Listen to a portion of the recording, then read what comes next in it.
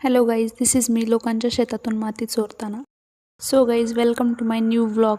कॉलेजवरून घरी आल्यावर गॉट फ्रेश अँड देन विचार केला की आता थोडीशी भूक लागली आहे तर खाण्यासाठी काहीतरी बनवू.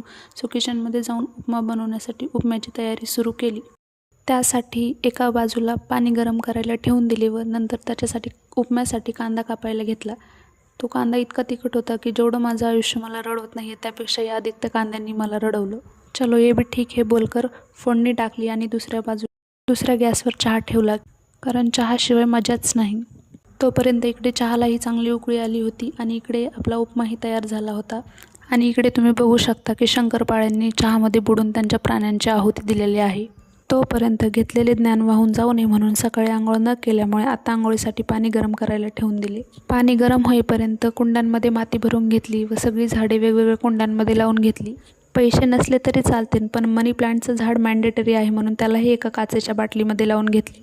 भाई, आय लव्ह ग्रीनरी, त्याच्यामुळे हा सगळा अट्टहास. सगळी झाडे कुंड्यांमध्ये लावून घेतली व त्यानंतर त्याला थोडेसे पाणी देऊन दिले. बघा किती सुंदर दिसते यार ते. त्यानंतर पटापट सगळ्या कुंड्या एका बाजूला लावून सगळा पसारा आवरून घेतला.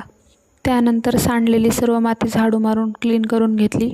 सो अशी होती सॅटरडे इव्हनिंग. चलो अब थोड़ा पढ़ते हैं और मिलते हैं कल के व्लॉग में. Bye bye. Love you so much.